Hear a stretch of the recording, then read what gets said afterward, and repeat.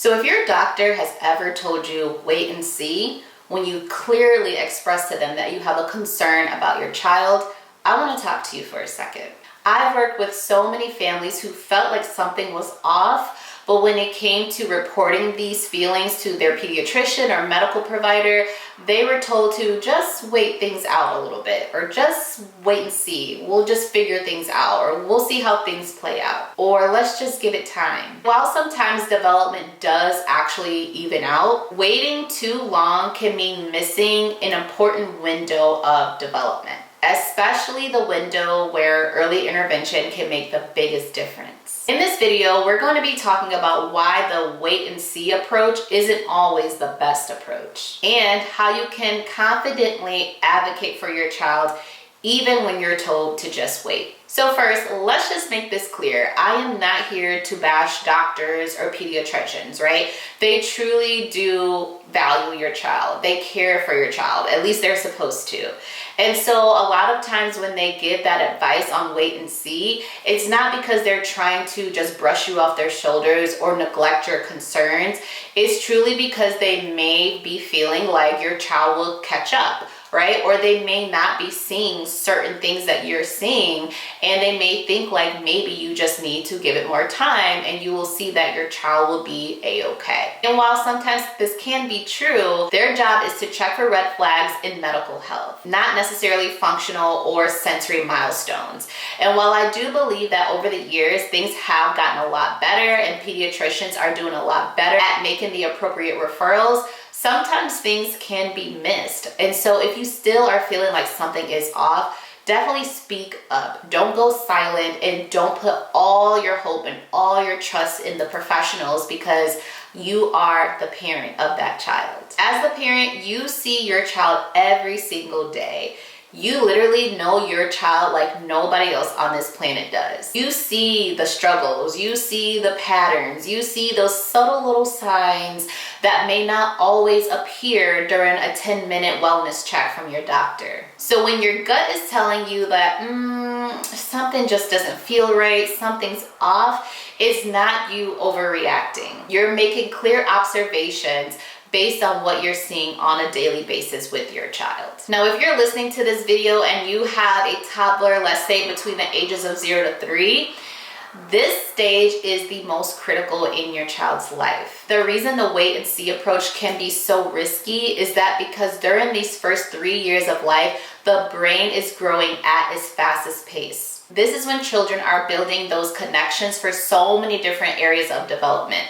They're building those connections for speech. They're building those connections for emotional regulation. They're building those connections for motor skills. So the earlier we support children in these areas, the easier it's going to be for them to start to develop new skills. So if your child is between 0 to 3, early intervention is highly advisable. Early intervention does not mean labeling or overreacting. It simply means giving your child the best support and the best chance they can get in those early first 3 years of life. It means giving your child the best chance to thrive while their brain is at its most adaptable phase. I can't tell you enough how many families I've worked with that have told me, I wish we had started sooner. And it's not necessarily because anyone did anything wrong. It's because nobody told them that early help is always better than late help. So whether it's speech concerns, fine motor concerns, feeding concerns, behavioral concerns that you're having, the earlier we provide guidance for that child, the better it's going to be down the road for that child and for you as well as their parent or caregiver. So if you are being told to wait and see, here are a few things that I would recommend. Number 1, track your observations. Write down everything that you're noticing about your child.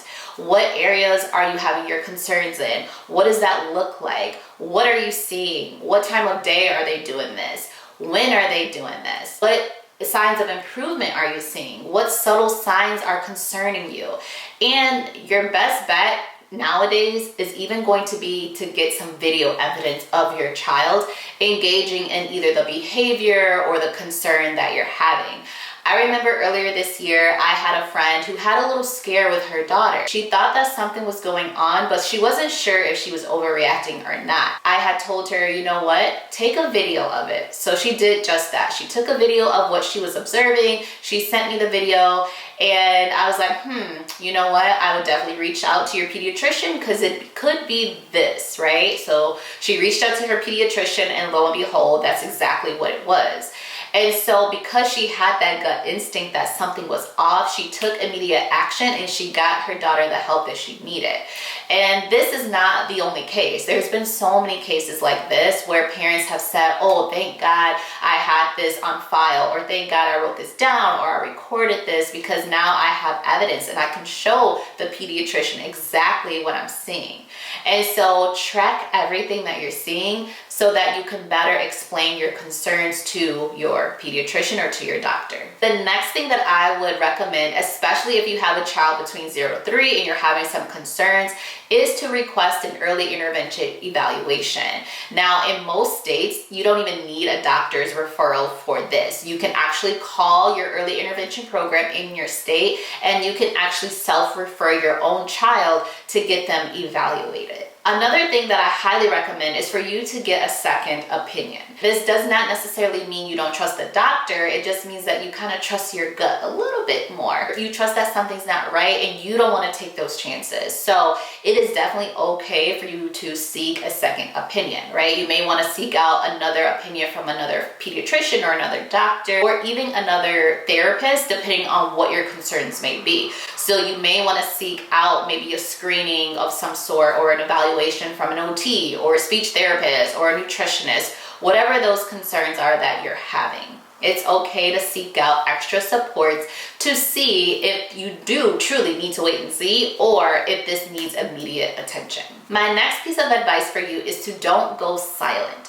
right? Don't be intimidated and let all these professionals intimidate you and you really feel like something is off with your child, okay? I tell my families all the time that I work with, yes, I come in as an OT with my OT brain and my OT experiences and expertise, but you are the parent expert, right? You're the expert of your own child because you know your child in and out. So if you're saying like something is off, I don't know, this doesn't feel right, then 9 times out of 10, you're probably right. Okay, so don't be quiet and don't be silent, and don't just be like, well, they're the doctor, so they know everything. Like, nobody knows everything and everybody makes mistakes. And so make sure you are your child's biggest advocate no matter what. And tip number 5 is really to just stay connected with your child. Do what you can at home, right?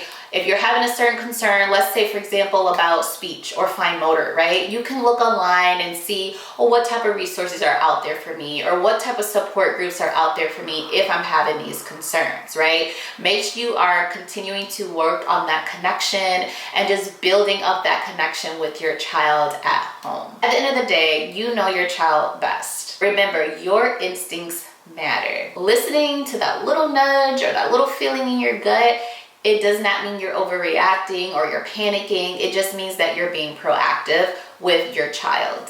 So if you are one of those parents out there who have been told to wait and see, my advice is wait for nothing. Ask all the questions, get all the evaluations, get the support that you need, get the second opinions that you need, get the answers that you're seeking so that you can do what's best for your child. Remember, the earlier you can get the best supports for your child, the better it's going to be for them in the long run. Now, I get so many families that come to me because initially their biggest concern is speech, right? They notice that their child has stopped talking, or they notice that their child is not using any words. So if that sounds like you, and if one of those lingering concerns or those gut instinct concerns that you've been having is about your child's speech progress or their speech delay, you may want to check out my next video in which I talk about why it is that your child may need more than just speech therapy, especially if they have some type of speech delay.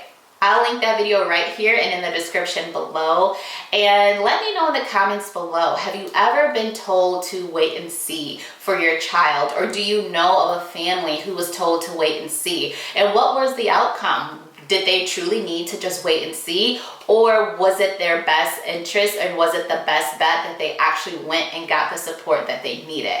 Let's have a conversation about it below, and make sure you subscribe to this channel for more videos and more information about early child development. And until the next one, I'll see you guys soon. Bye.